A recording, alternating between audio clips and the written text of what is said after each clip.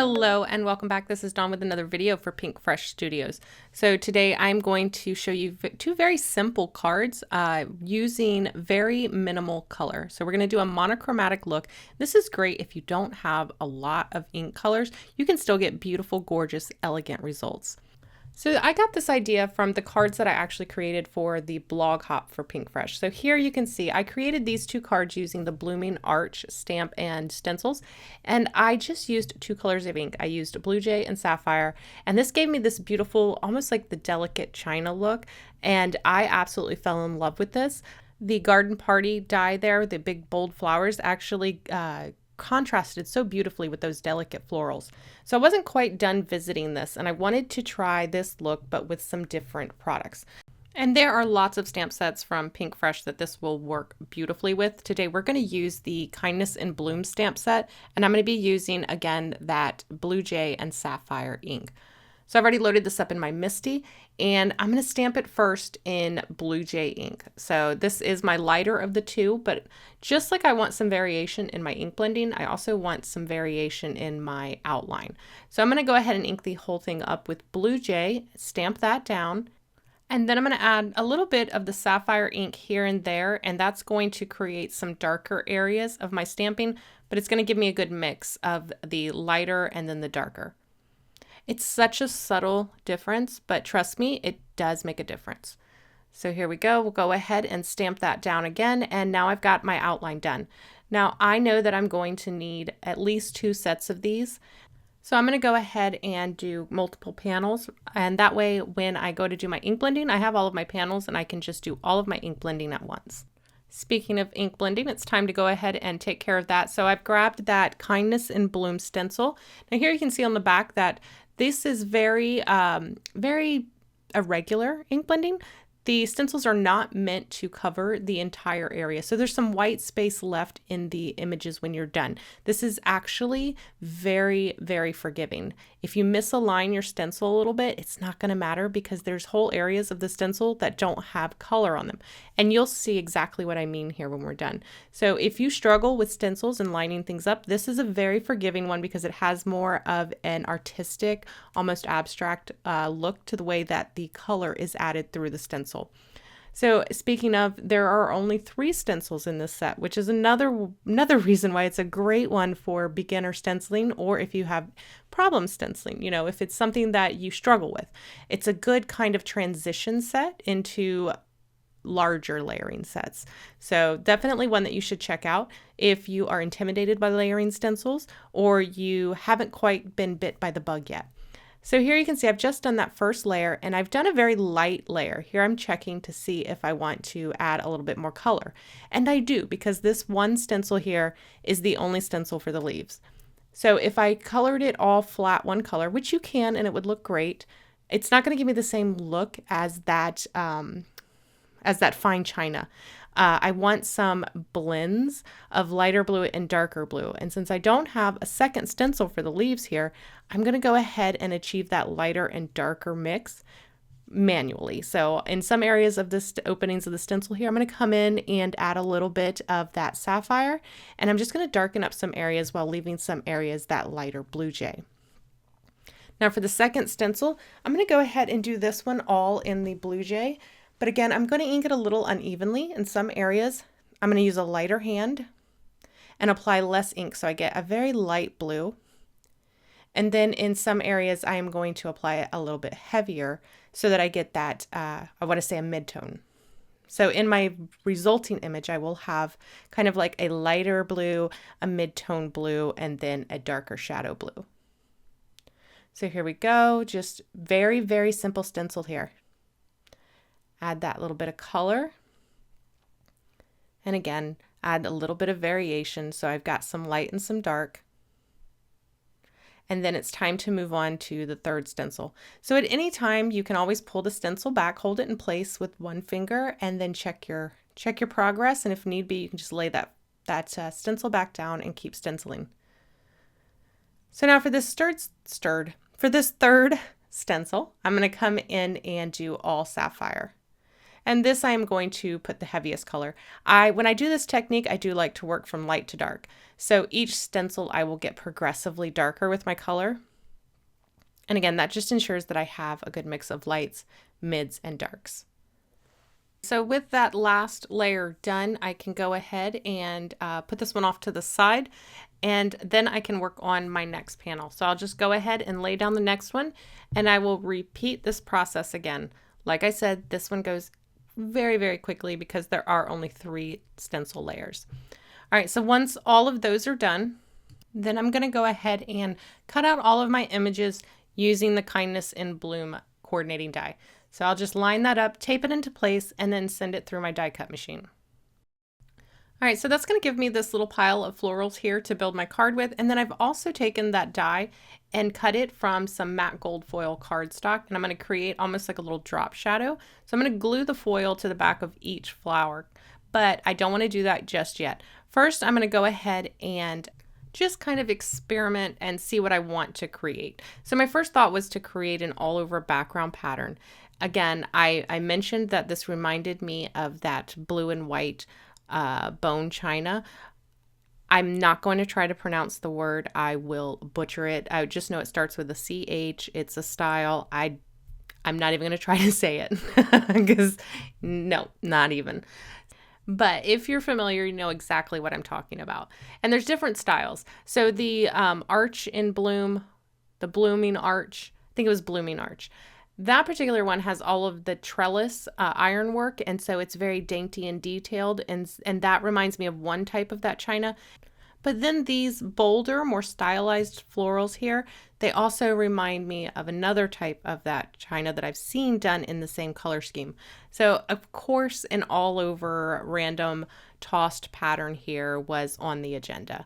It's one of my go-tos. I really, really do love creating patterns, background patterns. So I had to give it a go with this.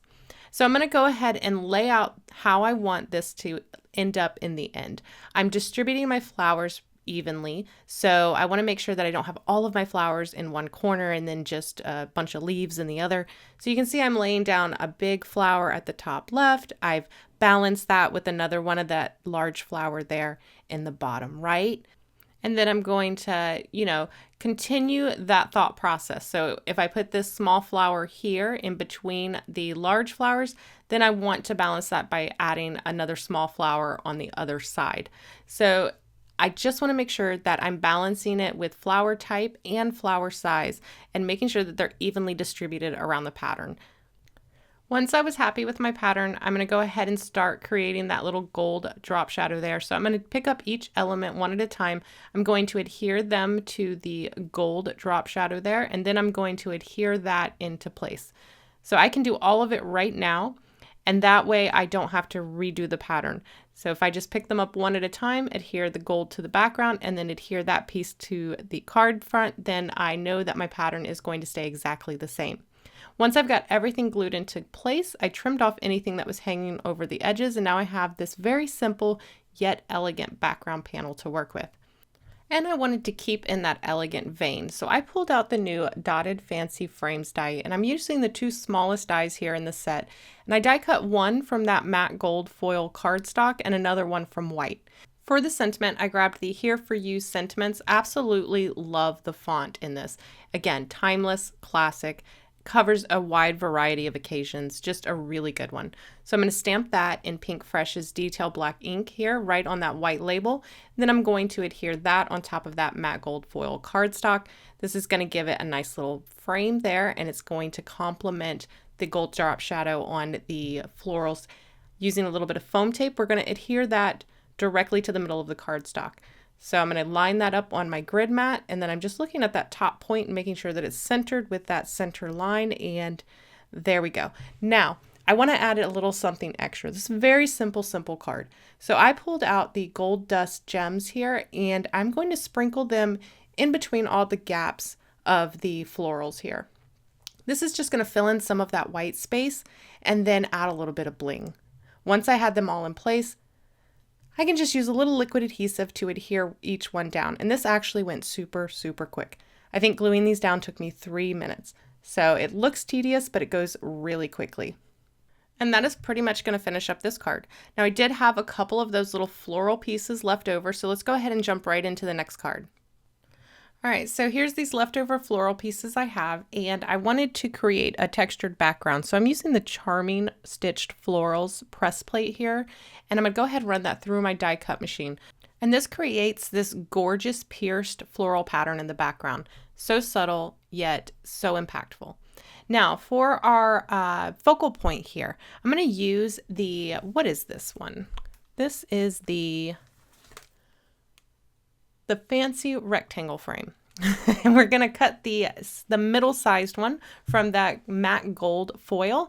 And here you can see this is going to give us this beautiful little detailed, almost like a gallery frame. It reminds me of kind of an ornate picture frame. Being in that gold, I think it's really going to set off that blue.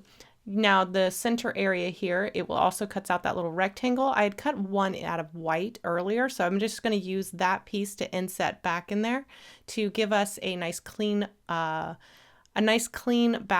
And then my florals, I'm going to end up arranging something like this. I'm not positive at this point. Again, I'm working on the fly, you guys. I just turn on the camera and start creating. So I'm going to put that off to the side. I'm going to go ahead and glue this down. Now my die cutting machine has a lot of pressure, so it tends to really cut into this, which kind of warps the background a little bit. And in order to keep playing around and building things on top, I need it to lay flat. So we're going to go ahead and adhere that to my card base.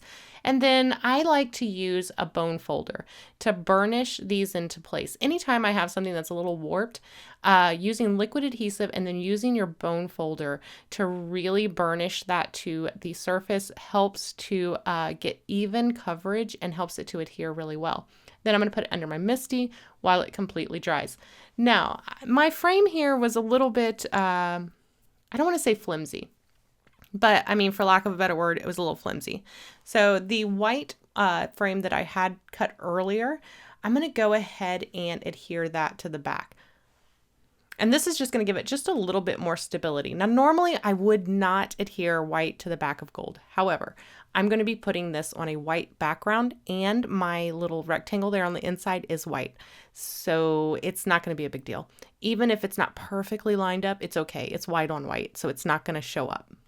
Now to adhere the frame, I did want it to pop up away from the card a little bit. So I've trimmed down some foam adhesive here into thin strips, and then I'm applying it to the back. I am leaving a tiny little gap there, what's going to eventually be the lower left side, and that's so that I can tuck the stems of the florals up underneath it. And then my rectangle here will get inset into the center. I can go ahead and adhere this now to the center, and then I'll adhere that rectangle directly to the card base right in the center of this frame. And then it'll be time to arrange my florals and do my sentiment. Again, these are very super simple, elegant cards. So I've arranged those florals there in the center. Now I'm just picking out which sentiment I want to use. Again, I'm going to go with that Here For You sentiment set. The font here, like I said, timeless. And just like in the last card, we're going to use the detail black ink for our sentiment color. Now, I do this a lot. You guys have seen it now in video after video. Whenever I start working with a product, I go ahead, I die cut extra or I stamp extra because I know that by using the same supplies, I can just tweak the design and then I can get multiple cards out of one session. This for me is kind of the game changer into really maximizing how much use you get out of each set or each product. All right, so now it's just time to assemble everything. I'm using the low profile foam tape to adhere my flowers here. I'm using a mixture. So at the bottom, I'm going to tuck that stem up under the edge of the frame there. So I'm using some liquid adhesive. Then I'm popping up a couple of the leaves and the flower. Now this other little leaf here, it happened to get grabbed by the foam tape on the back of the large flower. So I can just add a little liquid adhesive to these leaves that are hanging over the frame and adhere those in place, and that should hold that just fine. I use that same method to adhere that last little leaf segment there at the bottom, and then this creates a little gap here that I can nestle my sentiment into perfectly. So I'm going to put a little bit of foam adhesive on the back of this along with some liquid adhesive where it's laying over the frame, and then I'll adhere that in place. And that pretty much finishes this off. So let's go ahead and recap our cards. So first let's take a look at the cards that inspired today's cards. Here we have the This is the Blooming Arch, and like I said, this is where it all started. I went with that monochromatic blue jay and sapphire, and then I added those garden party blooms to the center there. I borrowed a lot of the elements from these cards to make my cards today, but instead of, keeping it very folksy almost, we went more elegant. Even though the flowers that we used here can be considered folksy, I think that addition of the gold, that gold foil, that elegant font, and then here those gems really elevates this. And the monochromatic color scheme here also lends itself very well to timeless classic styles. These can easily be used in a more cheerful manner, like with multicolors and something bright, but I think that there is just something about the simple color palette and the gold foil additions that really just brings this up a notch and takes it from folksy to more elegant and refined. I really hope that you enjoyed today's video. If you did, don't forget to give it a thumbs up. And if you haven't already, make sure you subscribe so you don't miss any future videos. If you're looking for any of the featured supplies, you can find them in the description box below. As always, I want to thank you guys so much for watching, and I will see you next time. Bye.